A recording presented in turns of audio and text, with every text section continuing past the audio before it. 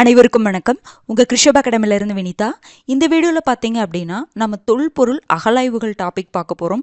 இப்போ இந்த அகழாய்வுகளில் நமக்கு ஏதாவது பொருள் கிடைச்சிருக்கா, இல்லை தமிழக பட்ஜெட்டில் எந்தெந்த பிளேஸ்லாம் அகழாய்வுகள் பண்ண சொன்னாங்க, அந்த மாதிரி நடப்பு நிகழ்வுகள் தான் நம்ம பார்க்க போகிறோம். அக்டோபர்லேருந்து ஏப்ரல் வரைக்கும் இருக்கக்கூடிய நடப்பு நிகழ்வுகள் மட்டும், ஓகேங்களா, அதை மட்டும் கவர் பண்ணுற மாதிரி பார்த்துடலாம். ஃபஸ்ட்டு பாருங்கள், இப்போது 2025 to 26 பட்ஜெட் இப்போ அறிவிச்சாங்க பார்த்தீங்களா. அதில் சில பகுதியில் இந்த வருடம் இனி அகழ்வாராய்ச்சி பண்ணணும் அப்படின்னு சொல்லிட்டு அறிவிச்சாங்க. அது எந்தெந்த பகுதியும் தெரிஞ்சுக்கணும், அந்த பகுதி எந்த மாவட்டம் அப்படிங்கிறது தெரிஞ்சுக்கணும். எந்தெந்த பகுதியை சொன்னாங்கன்னா கீழடி எந்த மாவட்டம் அப்படின்னு பார்த்தீங்கன்னா சிவகங்கை மாவட்டம். இது எல்லாத்துக்குமே தெரிஞ்சது தான். அடுத்தது பாருங்க, பட்டணமருதூர். இது எங்கே இருக்குன்னா தூத்துக்குடியில் இருக்குது. பட்டணமருதூர் எங்கே இருக்குது? தூத்துக்குடி மாவட்டம். அதே மாதிரி பாருங்கள், கரிவலம் வந்த நல்லூர் எங்கே இருக்குது அப்படின்னா தென்காசியில் இருக்குது. கரிவலம் வந்த நல்லூர் தென்காசி. சிலதுக்கெலாம் தெரிஞ்சதுக்கெலாம் ஷார்ட்கட் சொல்லுவாங்க, இல்லை அப்படின்னா அதை ஒரு 2 டைம் நம்ம கேட்டோம்னாவே மைண்டில் பதிஞ்சிரும். ஓகேங்களா. அடுத்தது பாருங்கள், நாகப்பட்டினம். நான் வெறும் நாகப்பட்டினம் தான் ஃபுல்லாகவே பண்ணுற மாதிரி சொல்லியிருப்பாங்க. அடுத்தது மணிக்கொள்ளை எந்த மாவட்டத்தில் இருக்குது அப்படின்னா கடலூர். கடற்கொள்ளை அப்படின்னு ஞாபகம் வச்சுக்கோங்க. கடற்கொள்ளைகள் நம்ம சொல்கிறோம்ல, அது மாதிரி மணிக்கொள்ளை எங்கே இருக்குது அப்படின்னா கடலூரில் இருக்குது. கடற்கொள்ளை, இது மறக்காது. அடுத்தது பார்த்திங்கன்னா ஆதிச்சனூர் எங்கே இருக்குன்னா கள்ளக்குறிச்சி மாவட்டத்தில். இப்போ ஆதி மக்கள்லாம் எந்த பகுதிகளில், மலைப்பகுதிகளில் வாழ்ந்தாங்க, அதை நம்ம என்ன சொல்லுவோம்? குறிஞ்சின்னு சொல்லுவோமா. அது பாருங்கள், ஆதிச்சனூர். ஆதி மக்கள் எல்லாமே மலைப்பகுதியான குறிஞ்சி பகுதியில் தான் முன்னாடி வாழ்ந்துட்டு இருந்தாங்க. அப்போ ஆதிச்சனூர் கள்ளக்குறிச்சி. வெள்ளலூர் பார்த்திங்கன்னா கோயம்புத்தூர். வெள்ளலூர் எங்கே இருக்குது? கோயம்புத்தூர். அடுத்தது தெலுங்கனூர் சேலம். இந்த பகுதிகளில் எல்லாமே அகழாராய்ச்சி பண்ணணும்னு சொன்னாங்க. புரிஞ்சுதுங்களா? இன்னொரு டைம் சொல்கிறேன், கேட்டுக்கோங்க. கீழடி சிவகங்கை, அது நமக்கு எல்லாத்துக்குமே தெரியும். பட்டணமருதூர் எங்கே இருக்குன்னா தூத்துக்குடியில் இருக்குது. கரிவலம் வந்த நல்லூர் தென்காசி, நாகப்பட்டினம். அதற்கு பிறகு பார்த்திங்கன்னா மணிக்கொள்ளை, அது எங்கே இருக்குது? கடலூர். ஆதிச்சனூர் எங்கே இருக்குன்னா கள்ளக்குறிச்சியில் இருக்குது. வெள்ளலூர் கோயம்புத்தூரில் இருக்குது. தெலுங்கனூர் சேலத்தில் இருக்குது. ஓகேங்களா. வேணா கோயம்புத்தூரில் வெள்ளைக்காரங்களும் சேலத்தில் தெலுங்குக்காரங்களும் இருக்காங்க அப்படின்னு கூட நீங்கள் ஞாபகம் வச்சுக்கோங்க. ஓகேங்களா. பாருங்கள், அடுத்தது இது நம்ம மாநிலத்தில் இருக்கக்கூடிய பகுதிகளில் அகழாராய்ச்சி பண்ண சொன்னாங்க. அது போக வேறு மாநிலங்கள்லையும் நம்ம என்ன பண்ணியிருக்கோம்? அகழாராய்ச்சி பண்ணணும் அப்படின்னு ஒரு திட்டமிட்டிருக்கோம். எங்கெங்கன்னு பார்த்தீங்கன்னா அண்டை மாநிலங்கள். பாலூர் எங்கே இருக்குன்னா ஒடிசாவில் இருக்குது. பாலூர் எங்கே இருக்குது? ஒடிசாவில் இருக்குது. வெங்கி எங்கே இருக்குது? எல்லாத்துக்குமே தெரியும், ஆந்திராவில் இருக்குது. மஸ்கி எங்கே இருக்குது? கர்நாடகா.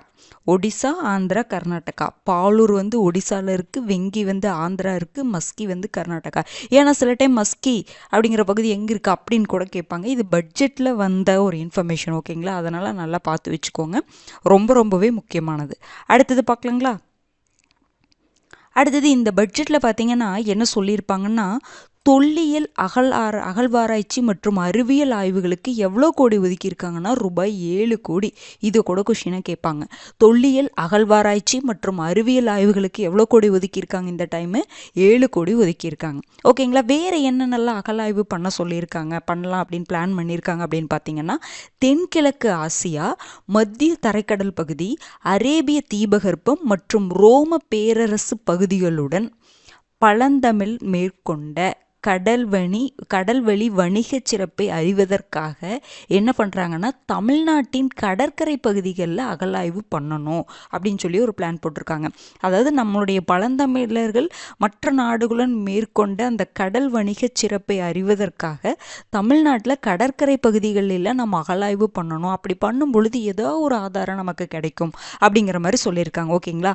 அதில் முதல் கட்டமாக எங்கே பண்ணணும்னு சொல்லியிருக்காங்கன்னா காவிரி பூம்பட்டினம் இருந்து நாகப்பட்டினம் வரை விரிவான ஆழ்கடல் அகழாய்வு பண்ணணும் அப்படின்னு முடிவு பண்ணியிருக்காங்க. இந்த பிளேஸ் ரொம்ப முக்கியம். எங்கிருந்து எங்கே வரைக்கும்? காவிரி பூம்பட்டினத்திலிருந்து நாகப்பட்டினம் வரைக்கும் விரிவான ஆழ்கடல் அகழாய்வு பண்ண போகிறதா சொல்லியிருக்காங்க. அது போக பாருங்க, இது 2 ரொம்பவே முக்கியமானது. நொய்யல் அருங்காட்சியகம் எங்கே அமைக்க போகிறாங்கன்னா ஈரோடு மாவட்டத்தில் அமைக்க போகிறாங்க. நொய்யல் அருங்காட்சியகம் எங்கே அமைக்க போகிறாங்க? ஈரோட்டில் அமைக்க போகிறாங்க. சரி, இந்த அருங்காட்சியகத்தில் என்ன வைக்க போகிறாங்கன்னா கொடுமணல் பகுதி இருக்குது பார்த்தீங்களா, இது இங்கே தான் ஈரோடு டிஸ்ட்ரிக்ட் தான், ஓகேங்களா, கொடுமணல் பகுதி. அப்போ அங்கே பார்த்தீங்கன்னா அங்கே கிடைக்கக்கூடிய அகலாய்வு பண்ண பொருட்களை எல்லாம் இந்த அருங்காட்சியகத்தில் வைக்க போகிறதா சொல்லியிருக்கிறாங்க. ரொம்ப ரொம்ப முக்கியமானதுங்க. கொடுமணல் ஏன்னா கேட்பாங்க, நொய்யல் அருங்காட்சியகத்தில் எந்த அகலாய்வு பொருட்கள்லாம் அங்கே வைக்க போகிறாங்க, காட்சிப்படுத்த போகிறாங்க, அந்த மாதிரி கூட கொஷின் கேட்கலாம். இனிதான் பண்ண போகிறாங்க. அதுக்கு 22 கோடி ஒதுக்கி இருக்கிறாங்க. ஈரோடு மாவட்டத்தில் நொய்யல் அருங்காட்சியகம் அமைக்க போகிறாங்க. அதில் என்ன வைக்க போகிறாங்க? கொடுமணல் அகலாய்வில் கிடைச்ச பொருட்களை வைக்க போகிறாங்க. அதுக்கு 22 கோடி ஒதுக்கி இருக்கிறாங்க. அதே மாதிரி ராமநாதபுரம் மாவட்டத்தில் நாவாய் அருங்காட்சியகம் வைக்க போகிறாங்க. நாவாய் அப்படின்னாவே கப்பலா பாருங்க, சங்ககால பாண்டியரின் கடல்வழி வணிக சிறப்பை அதை வந்து காட்சிப்படுத்தணும், அதற்கு அந்த ஆதாரங்கள்லாம் அங்கே வைக்கணும்னு சொல்லிட்டு நாவாய் அருங்காட்சியகத்தை வந்து அமைக்க போகிறாங்க. இதுக்கு 21 கோடி. அப்போ நொய்யல் அருங்காட்சியகம் ஈரோடு மாவட்டம், நாவாய் அருங்காட்சியகம் பார்த்தீங்கன்னா ராமநாதபுரம் மாவட்டம். ஓகேங்களா? அடுத்தது பாருங்க, சென்னை எழும்பூர் அருங்காட்சியகத்தில் ஏற்கனவே எழும்பூர் அருங்காட்சியகம் இருக்குது. அங்கே சிந்துவெளி பண்பாட்டு அரங்கம் அமைக்க போகிறதா சொல்லியிருக்கிறாங்க. சிந்துவெளி பண்பாட்டு கண்டுபிடிப்பு நூற்றாண்டு நிறைவேற 1924 தான் இந்த சிந்துவெளி அப்படிங்கிற ஒரு நாகரிகம் இருக்குது அப்படின்னு சொல்லிட்டு வெளிப்படுத்தினாங்க. அந்த நூற்றாண்டு இப்போ 2024 நிறைவு பெற்றுச்சு பார்த்தீங்களா. அதற்காக சிந்துவெளி பண்பாட்டு அரங்கம் அப்படின்னு சொல்லிட்டு சென்னை எழும்பூர் அருங்காட்சியகத்தில் அமைக்க போகிறதா சொல்லியிருக்கிறாங்க. அதுக்கப்புறம் பாருங்க, மாமல்லபுரம் திருவண்ணாமலையில தமிழர் பண்பாட்டு அருங்காட்சியகம் அமைக்க போறாங்க. மாமல்லபுரம் திருவண்ணாமலையில தமிழர் பண்பாட்டு அருங்காட்சியகம். நான் சொல்லும் பொழுதே நீங்க ஹிண்ட் மாதிரி எடுத்துக்கோங்க, ரொம்ப பெருசா எழுதி, ஏன்னா நான் ஒரு விஷயத்தை 2 டைம் 3 டைம் சொல்றேன்ல, அப்பவே நீங்க ஹிண்ட் மாதிரி எழுதி வச்சுக்கோங்க, அப்பதான் மறக்காது. ஓகேங்களா? ஈஸியா நான் நீங்க வீடியோ பார்க்குற டைம்லயே நோட்ஸ் எடுத்து வச்சிடலாம். புரிஞ்சுதுங்களா? பாருங்க, அடுத்தது அகரம் அப்படிங்கிற மொழிகளின் அருங்காட்சியகம் அமைக்க போறாங்க. எங்க அப்படின்னு பார்த்தீங்கன்னா மதுரை உலக தமிழ்ச்சங்க வளாகத்தில். அப்போ மதுரை உலக தமிழ்ச்சங்க வளாகத்தில் அகரம் அப்படிங்கிற மொழிகளின் அருங்காட்சியகம் அமைக்க போறதா சொல்லியிருக்கிறாங்க. ஓகேங்களா? பாருங்க, ஒரு டைம் ரீட் பண்ணுங்க பார்க்கலாம். அதாவது இந்த பிளேஸ்ல கீழடி எந்த மாவட்டம்? சிவகங்கை. பட்டணமருதூர் தூத்துக்குடி. கரிவலமந்தநல்லூர் தென்காசி. நாகப்பட்டினம். மணிக்கொல்லை கடலூர் மாவட்டம். ஆதிச்சனூர் கள்ளக்குறிச்சி மாவட்டம். வெள்ளலூர் கோயம்புத்தூர் மாவட்டம். தெலுங்கனூர் சேலம் மாவட்டம். அதுபோக அண்டை மாநிலங்கள் பாலூர் வந்து ஒடிசால இருக்குது, வெங்கி ஆந்திராவில் இருக்குது, மஸ்கி கர்நாடகத்தில் இருக்குது. அப்போ தொல்லியல் அகழ்வாராய்ச்சிக்காக 7 கோடி ஒதுக்குறாங்க. அது போக தமிழ்நாட்டின் கடற்கரை பகுதிகளில் வந்து அகழாய்வு மேற்கொள்ள போகிறாங்க. அது ஃபஸ்ட்டு கட்டமாக காவிரி பூம்பட்டினம் டு நாகப்பட்டினம் வரை விரிவான ஆழ்கடல் அகழாய்வு பண்ண போகிறாங்க. நொய்யல் அருங்காட்சியகம் ஈரோடு மாவட்டத்தில் அமைக்க போகிறாங்க. நாவாய் அருங்காட்சியகம் ராமநாதபுரம் மாவட்டத்தில் அமைக்க போகிறாங்க. அதே மாதிரி சிந்துவெளி பண்பாட்டு அரங்கம் எங்கே அமைக்க போகிறாங்கன்னா சென்னை எழும்பூர் அருங்காட்சியகத்தில் அமைக்க போகிறாங்க. அதே மாதிரி தமிழர் பண்பாட்டு அருங்காட்சியகம் எங்கே அமைக்க போகிறாங்கன்னா மாமல்லபுரம் திருவண்ணாமலையில் அமைக்க போகிறாங்க. அதே மாதிரி மதுரை உலக தமிழ்ச்சங்க வளாகத்தில் அகரம் அப்படிங்கிற மொழிகளின் அருங்காட்சியகத்தை அமைக்க போகிறாங்க. ஓகேங்களா? அடுத்தது இது தனிங்க, இது வந்து உங்களுக்கு அருங்காட்சியக ரிலேட்டடாக வராது, தனியாக இப்போ ரீசெண்டாக வந்த நியூஸ். ஓகேங்களா?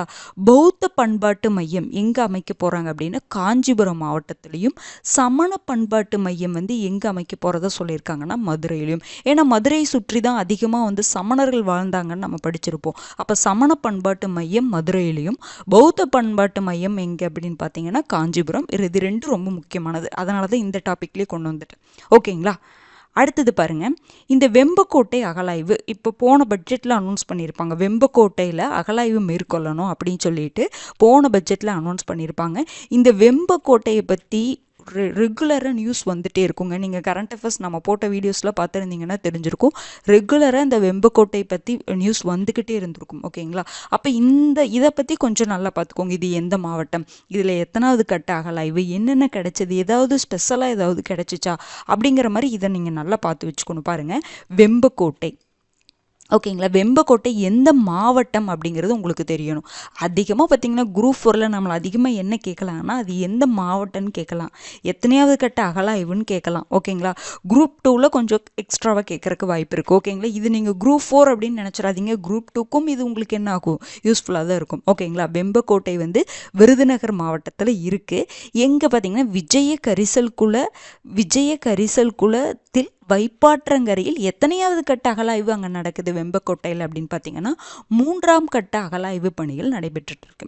சரி, அப்போ எங்கே என்னென்னலாம் கிடைச்சது அப்படின்னு பாருங்க. ஏராளமான மண்பாண்ட ஓடுகள் கிடைச்சிருக்கு. மட்பாண்ட ஓடுகள் அங்கே நிறைய கிடைச்சிருக்கு.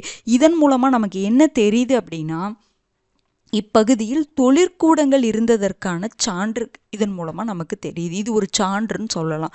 இது மட்பாண்ட ஓடுகள் பார்த்தீங்கன்னா கருப்பு மற்றும் சிவப்பு நிறத்தில் இருந்திருக்கு அப்படிங்கிற மாதிரி சொல்கிறாங்க. ஓகேங்களா. கருப்பு மற்றும், ஏன்னா இந்த நிறங்கள் ரொம்ப முக்கியம். ஏன்னா இந்த நிறத்தை வச்சு தான் பாருங்கள் நீங்கள் சிந்து சமவெளி நாகரிகம், வேத காலம், அதெல்லாம் வந்து மட்பாண்டை எந்த கலரில் இருக்குது அப்படின்னு வச்சு தான் அந்த கால நாகரிகத்தில் பிரிப்பாங்க. அப்போ இது எப்படி இருக்குன்னா கருப்பு மற்றும் சிவப்பு நிறத்தில் இருக்குது. அது போக பாருங்கள் சுடுமண் பதக்கம் கிடச்சிருக்கு. சுடுமண் பதக்கம் கிடைச்சிருக்கு பாருங்க. முதல் முறையா இது வரைக்கும் இப்படி கிடைக்கவே இல்லை. 102 சென்டிமீட்டர் ஆழத்துல ஈயம் கிடைச்சிருக்கு. ஒரு உலோகம் கிடைச்சிருக்கு, ரொம்ப முக்கியமானது. முதல் முறையா 102 சென்டிமீட்டர் ஆழத்துல ஈயம் கிடைச்சிருக்கு வெம்பக்கோட்டையில. அதே மாதிரி உருண்டை வடிவிலான மெருகேற்றும் கல் கிடைச்சிருக்கு. உருண்டை வடிவிலான மெருகு ஏற்றுவாங்கல்ல அந்த கல் வந்து கிடைச்சிருக்கு. அதே மாதிரி ஒரு ரேர் பீஸ், அரிய வகை அகெட் அப்படிங்கிற ஒரு கல்மணி, பச்சை நிற கண்ணாடி மணி, சுடுமண் ஆட்டக்காய், சங்கு வளையல், இதில் சங்கு வளையல் அதிகமாகவே கிடைச்சிருக்கு. மெயினாக இந்த அரிய வகையான அகெட் அப்படிங்கிற ஒரு கல்மணி கிடைச்சிருக்கு, பச்சை நிற கண்ணாடி மணி கிடைச்சிருக்கு, சுடுமண் ஆட்டக்காய் கிடைச்சிருக்கு, சங்கு வளையல் கிடைச்சிருக்கு. ஓகேங்களா. இந்த அக்கெட் அப்படிங்கிறது ரொம்ப முக்கியம். அடுத்தது பழங்காலத்திய சோடினை பீங்கானால் தயாரிக்கப்பட்ட உருண்டை வடிவ மணி கிடைச்சிருக்கு. மாவு கற்களால் ஆன நீள்வட்ட வடிவ மணிகள் கிடைச்சிருக்கு. அலங்கரிக்கப்பட்ட சங்கு வளையல்கள் கண்டறியப்பட்டன. அப்போ இதன் மூலமாக நமக்கு என்ன தெரியுதுன்னா இங்கு வாழ்ந்த முன்னோர்கள் கலை நயமிக்க அணிகலன்களை தயாரிச்சிருக்கிறாங்க, அணிஞ்சிருக்காங்க அப்படின்னு தெரியுது. ஓகேங்களா. இந்த உருண்டை வடிவமணி இதெல்லாம் நீங்கள் லைட்டாக கூட ரீட் பண்ணிக்கலாம். உருண்டை வடிவமணி, நீள்வட்ட வடிவமணி, சங்கு வளையல்கள். ஓகேங்களா. எல்லாம் பார்த்துக்கோங்க. இந்த அக்கெட் அப்படிங்கிறது ரொம்ப முக்கியம். அடுத்தது பாருங்கள் வேற என்ன கிடைச்சிருக்கு அப்படின்னு பார்த்தீங்கன்னா சுடுமண்ணாலான 2 பானைகள். சுடுமண்ணால், அப்போ சுடுமண் பதக்கம் ஏற்கனவே கிடைச்சிச்சா, அப்போ சுடுமண்ணால் செய்யப்பட்ட 2 பானைகள், 2 மூடிகள் கிடைச்சிருக்கு. அப்போ என்ன சொல்கிறாங்கன்னா இது முன்னோர்களின் வாழ்விட பகுதியாக கூட இது இருந்திருக்கலாம் அப்படின்னு சொல்கிறாங்க. பாருங்கள் 6000 ஆண்டுகள் முந்தைய அணிகலன்கள் தயாரிக்கப்படும் ஜாஸ்பர் ஷார்ட் எனப்படும் கற்கள் கண்டுபிடிக்கப்பட்டிருக்கு. ஏற்கனவே அக்கெட் அப்படிங்கிற ஒரு கல்மணி கண்டுபிடிக்கப்பட்டதுன்னு பார்த்தோமா, இன்னொன்று நமக்கு ஜாஸ்பர் ஷார்ட் அப்படிங்கிற கற்கள் கண்டுபிடிக்கப்பட்டிருக்குன்னு சொல்கிறாங்க. இந்த ஜாஸ்பர் ஷார்ட்டெல்லாம் பார்த்தீங்கன்னா 6000 ஆண்டுகள் முந்தைய அணிகலன் தயாரிக்கிறதுக்கு இதை பயன்படுத்தியிருக்கிறாங்க. அந்த கல் இங்கே கிடச்சிருக்கு. ஓகேங்களா. அப்போ இவை ஆனால் வந்து இந்த கல்லில் இப்போ தற்போதில் புழக்கத்தில் கிடையாதுன்னு சொல்கிறாங்க. அப்போ இதன் மூலமாக எந்த நூற்றாண்டுன்னு நம்ம தெரிஞ்சுக்கிறதுக்கு ஒரு வாய்ப்பு அமையும். ஓகேங்களா. இதில் என்னென்ன முக்கியம், எந்த மாவட்டம் அப்படிங்கிறத பார்த்துக்கோங்க. விருதுநகர் மாவட்டம். எத்தனையாவது கட்ட அகலாய்வு, 3ஆம் கட்ட அகலாய்வு. மட்பாண்ட ஓடுகள் கிடைச்சிருக்கு, சுடுமண் பதக்கம் கிடைச்சிருக்கு, முதல் முறையாக ஈயம் கிடைச்சிருக்கு, மெருகேற்றும் கல் கிடைச்சிருக்கு, அகெட் அப்படிங்கிற ஒரு அரிய வகை கல்மணி கிடைச்சிருக்கு. அதுக்கப்புறம் வந்து நிறைய மணிகள், நிறைய அணிகலன்கள் கிடைச்சிருக்கு. அதுக்கப்புறம் பார்த்தீங்கன்னா 6000 ஆண்டுகள் முந்தைய அணிகலன்கள் தயாரிக்க பயன்படக்கூடிய அந்த ஜாஸ்பர் ஷார்ட் அப்படிங்கிற கற்கள் கண்டுபிடிக்கப்பட்டிருக்கு. இதெல்லாம் ரொம்ப முக்கியமானதுங்க. ஓகேங்களா. வெம்பக்கோட்டை அகலாய்வு பார்த்துட்டோமா. அடுத்தது பாருங்க கொடும்பாளூர் அகலாய்வு. இது ரொம்ப ரொம்ப முக்கியமானது. வெம்பக்கோட்டைக்கு அப்புறம் முக்கியமான பார்த்தீங்கன்னா இந்த கொடும்பாளூர் தான். கொடும்பாளூர் அகலாய்வு. கொடும்பாளூர் எங்கே இருக்குன்னா புதுக்கோட்டை மாவட்டத்தில் இருக்குது. கொடும்பாளூர் எங்கே இருக்குங்க, புதுக்கோட்டை மாவட்டத்தில். இந்த விராலிமலை பகுதியில் இதெல்லாம் கிடைச்சிருக்குன்னு சொல்கிறாங்க. ஆனால் கொடும்பாளூர் எங்கே இருக்குது அப்படின்னா புதுக்கோட்டை மாவட்டத்தில். ஓகேங்களா. அங்கே விராலிமலையில் பல்வேறு வரலாற்று சின்னங்கள் புதைந்துள்ள பகுதி. இந்த கொடும்பாளூர் இருக்குது பார்த்தீங்களா, இது வந்து உங்களுக்கு பல்வேறு வரலாற்று சின்னங்கள் புதைந்துள்ள பகுதின்னு சொல்கிறாங்க. ஏறத்தாழ 3000 ஆண்டுகளுக்கு முன்பு உருவான புராதன நகரம் அப்படின்னு சொல்லி வரலாற்று ஆய்வாளர்களும் கல்வெட்டு ஆய்வுகளும் கூறுகின்றனன்னு சொல்கிறாங்க. இது ரொம்ப முக்கியமான ஒரு பகுதியாக சொல்கிறாங்க. வரலாற்று சின்னங்கள் நிறைய புதைஞ்சிருக்கு. 3000 ஆண்டுகளுக்கு முன்பு உருவான புராதன நகரம் அப்படின்னு சொல்லிட்டு எல்லாரும் சொல்கிறாங்க. இது எங்கே இருக்குன்னா திருச்சி மதுரைக்கும் இடையே பெருவழிச்சாலையில் கொடும்பாளூர் இருக்கு. ஓகேங்களா. இங்கே என்னன்னா 4 அடியில் செங்கல் கற்களினால் எழுப்பப்பட்ட மேல் சுவர், அதன் அடியில் மண்ணால் கட்டப்பட்டுள்ள சுவர் வெளிப்பட்டிருக்குன்னு சொல்கிறாங்க. ஒன்று 4 அடியில் செங்கல் கற்களினால் எழுப்பப்பட்ட மேல் சுவர் இருக்குது, அதுக்கு அடியில் மண்ணால் கட்டப்பட்ட சுவர் ரெண்டுமே வெளிப்பட்டிருக்கு அப்படிங்கிற மாதிரி சொல்கிறாங்க. இதில் மெயினாக நீங்கள் பார்க்க வேண்டியது என்னென்னா, இங்கே வேறு என்ன கிடச்சிருக்குன்னா நெசவு தொழில் புரிந்ததற்கான அடையாளமாக சில பொருட்கள் கிடச்சிது. மெயினாக இந்த தக்களி, கொண்டை வடிவில் ஊசி, இந்த தக்களி மெயின். ஓகேங்களா. இதுதான் நெசவு தொழில் புரிந்ததற்கான அடையாளமாக தக்களி, கொண்டை வடிவில் ஊசி, அப்புறம் வட்டக்கல், எலும்புகள் இதெல்லாம். ஆனால் இந்த தக்களிங்கிறதான் நெசவு தொழில் புரிந்ததற்கான அடையாளம். கொண்டை வடிவில் ஊசி, வட்டக்கல், எலும்புகள் இதெல்லாமே கிடச்சிருக்கு. அப்போ கொடும்பாளூர் பார்த்திங்கன்னா புதுக்கோட்டை மாவட்டம், 3000 ஆண்டுகளுக்கு முன்பு உருவான பிரதான நகரம் அப்படின்னு சொல்லி கல்வெட்டு ஆய்வுகளாக குறிப்பிடுது. எங்கே இருக்குது, அதுக்கப்புறம் பார்த்திங்கன்னா என்ன கிடச்சிருக்கீங்க, நெசவு தொழில் புரிந்ததற்கு அடையாளமாக தக்களி, கொண்டை வடிவில் ஊசி, வட்டக்கல், எலும்புகள் இதெல்லாம் கிடைச்சிருக்குன்னு சொல்கிறாங்க. ஓகேங்களா. அடுத்தது பார்த்திங்கன்னா இந்த கீழடி, மணலூர், கொந்தகை, அகரம் இது இங்கே எல்லாமே பார்த்திங்கன்னா 10ஆம் கட்ட அகலாய்வு போயிட்டுருக்குதுன்னு சொல்கிறாங்க. ஓகேங்களா. கீழடி, மணலூர், கொந்தகை, அகரம் இது லைட்டாக கூட பார்த்து வச்சுக்கோங்க. ஓகேங்களா. கீழடி, மணலூர், கொந்தகை, அகரம் இது இங்கே எல்லாமே 10ஆம் கட்ட அகலாய்வு போயிட்டுருக்குன்னு சொல்கிறாங்க. அடுத்து பாருங்கள் சென்னானூர் அகலாய்வு.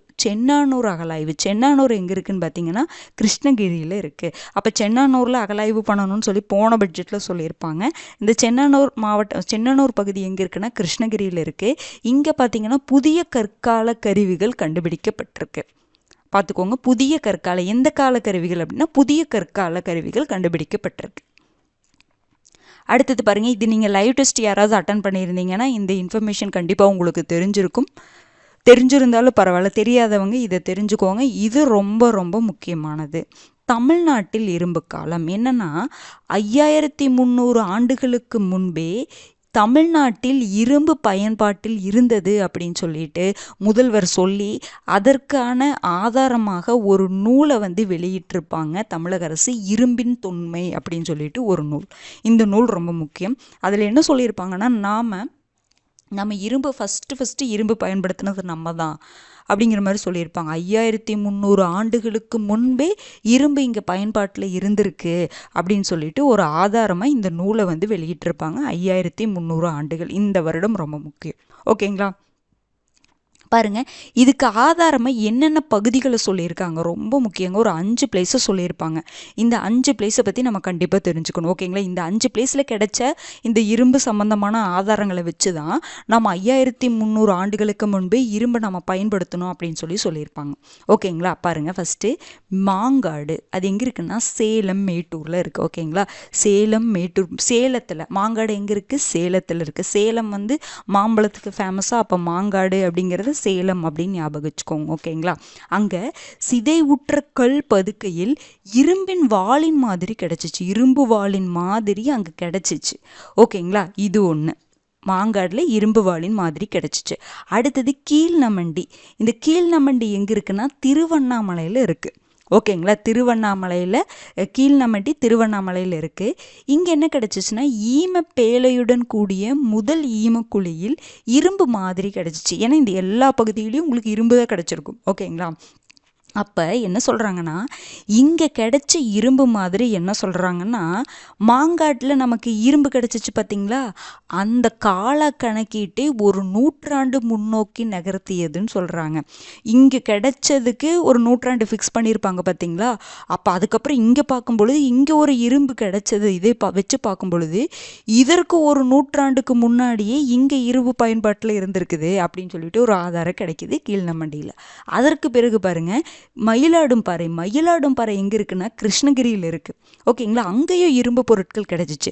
இங்கே கிடைச்ச பொருட்கள் என்ன சொல்லுது அப்படின்னா, நம்ம தமிழ்நாட்டில் கிமு 2172 தமிழ்நாட்டில் இரும்பு பயன்படுத்தப்பட்டதாக உறுதிப்படுத்தினோம். அப்போ ஒவ்வொரு பிளேஸில் கிடைக்கக்கூடிய அந்த இரும்பு பொருட்கள் முன்னாடி போயிட்டே இருக்குது. முன்னாடியே நம்ம இரும்பு பயன்படுத்தணும் அப்படிங்கிறது ஆதாரம் வந்து முன்னாடி ஒன்றொன்னா போயிட்டுருக்கு பாருங்க. அடுத்தது பாருங்க, இது மயிலாடும்பாறை. இதில் கிடைத்த இரும்பு பொருட்கள் மூலமாக நமக்கு என்ன தெரியுதுன்னா, கிமு 2172 தமிழ்நாட்டில் இரும்பு பயன்படுத்தப்பட்டதாக உறுதிப்படுத்தின. அதற்கு பிறகு பாருங்க ஆதிச்சநல்லூர்.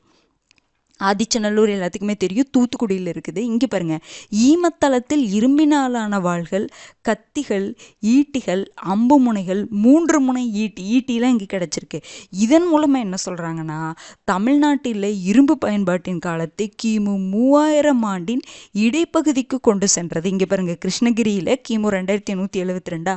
இப்போ இங்கே கிடைச்சது மூலமாக என்ன சொல்கிறாங்கன்னா, கிமு 3000 ஆண்டின் இடைப்பகுதியிலேயே இரும்பு பயன்பாடு இருந்திருக்குது அப்படின்னு சொல்லி சொல்றாங்க. ஓகேங்களா, அதுக்கு அடுத்தது பாருங்க சிவகலை.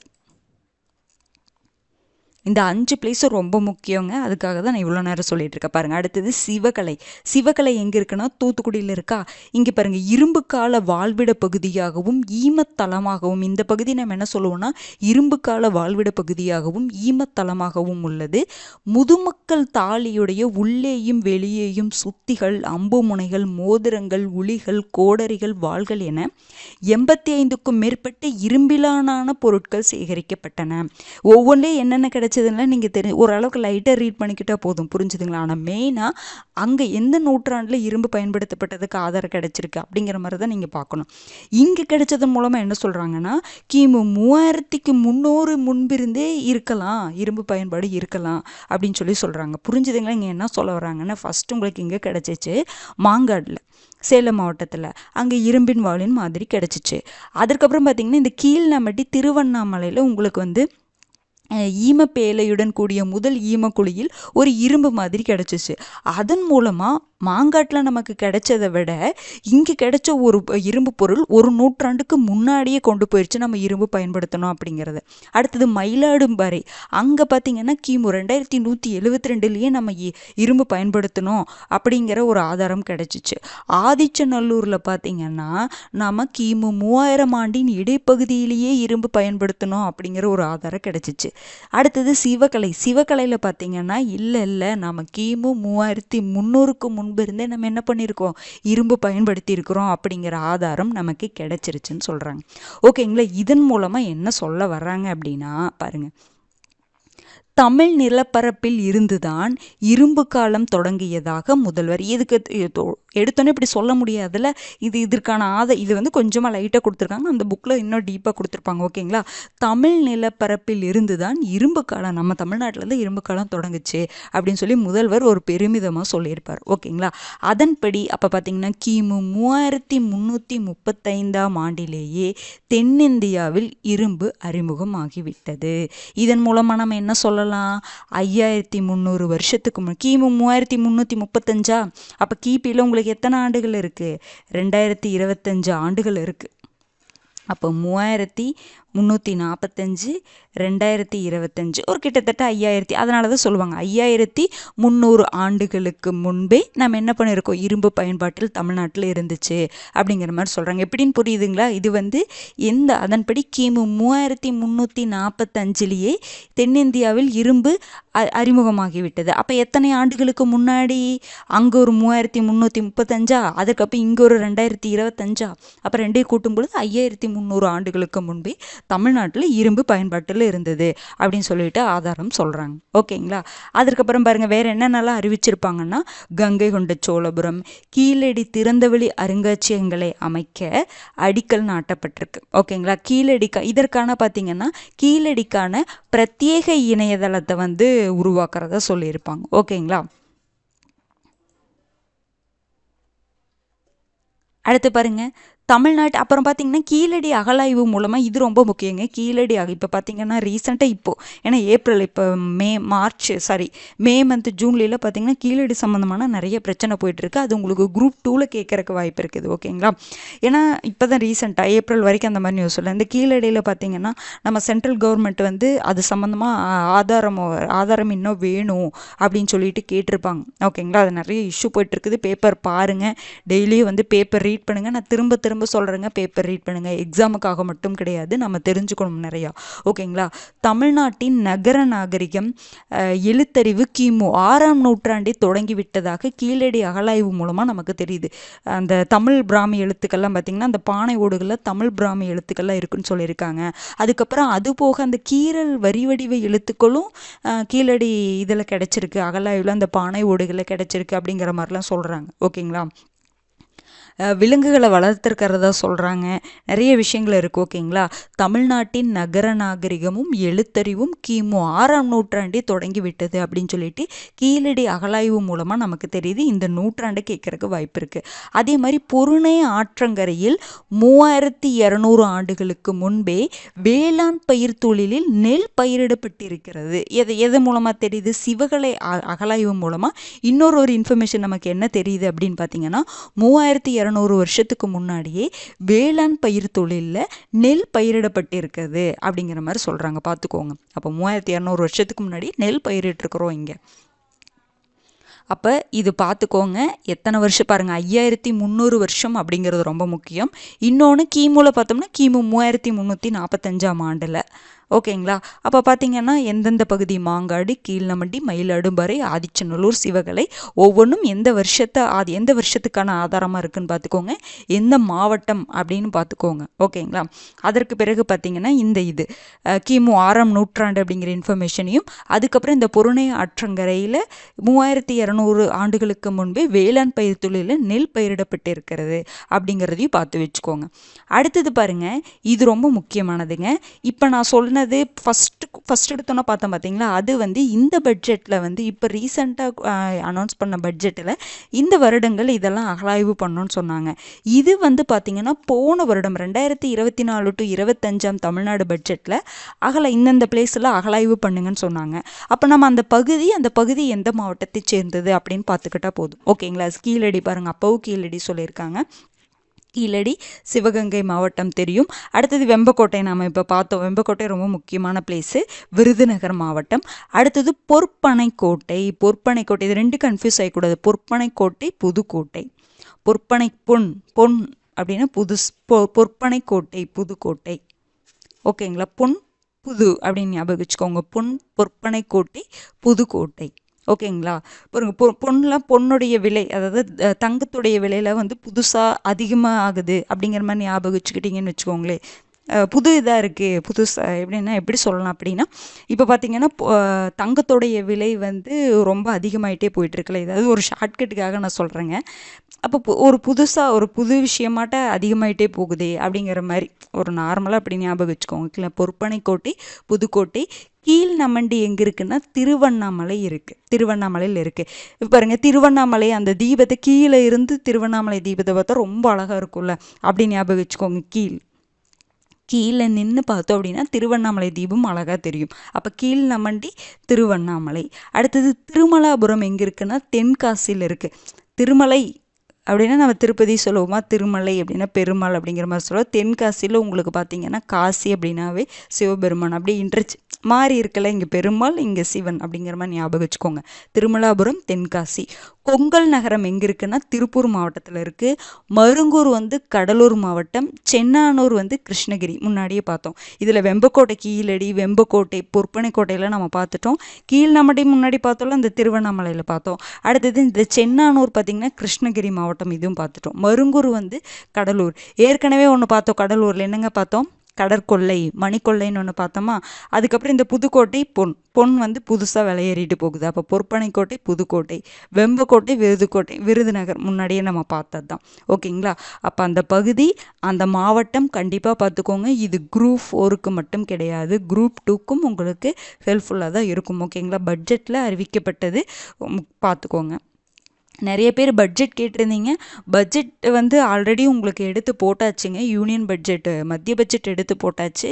தமிழ்நாடு பட்ஜெட்டுக்கு நம்ம பிடிஎஃப் வந்து சென்டென்ஸ், அதாவது பிடிஎஃப் வந்து இது அனுப்பிச்சிருக்கோம். பாருங்கள், ஓகேங்களா? அதில் முக்கியமானதில் அப்படி சும்மா எடுத்து பாருங்கள். டைம் இருந்துச்சு அப்படின்னா நம்ம என்ன பண்ணிடலாம் அப்படின்னா அதையும் கவர் பண்ணிடலாம். ஓகேங்களா?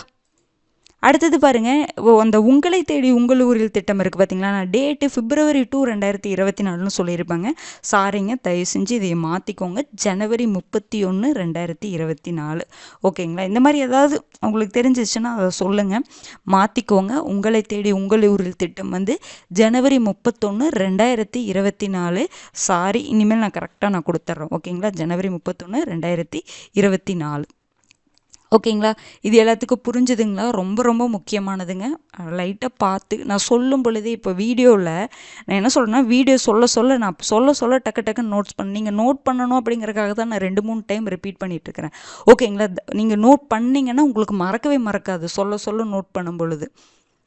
ஓகேங்களா? ரெகுலராக வந்து பேப்பர் படிங்க, ரெகுலராக வந்து நிறைய விஷயங்கள் தெரிஞ்சுக்கோங்க. இது வந்து குரூப் 4க்கு மட்டும்னு சொல்லிட்டு அவசரமாக படிக்காதீங்க. குரூப் 2க்கும் உங்களுக்கு கண்டிப்பாக யூஸ்ஃபுல்லாக தான் இருக்கும். ஓகேங்களா? குரூப் 2க்கும் இதெல்லாம் நம்ம படிச்சுட்டு தான் போகணும். ரொம்ப முக்கியமான ஒரு டாபிக். ஓகேங்களா? வேறு ஏதாவது டாபிக் வேணும்னா சொல்லுங்கள். ஏன்னா புவிசார் குறியீடு கேட்டிங்க, போட்டாச்சு. தொல்லியல் அகழ்வாராய்ச்சிகளும் போட்டாச்சு. வேறு ஏதாவது டாபிக் இருந்துச்சுன்னா சொல்லுங்கள். அது போட முடிஞ்சால் கண்டிப்பாக நாங்கள் போட்டுறோம். ஏன்னா ஒரு 5 நாள் தான் இருக்குது, அதுக்குள்ளே எவ்வளோ முடியுமோ போட்டுறோம். ஓகேங்களா? அடுத்த வீடியோவில் சந்திக்கலாம். நன்றி.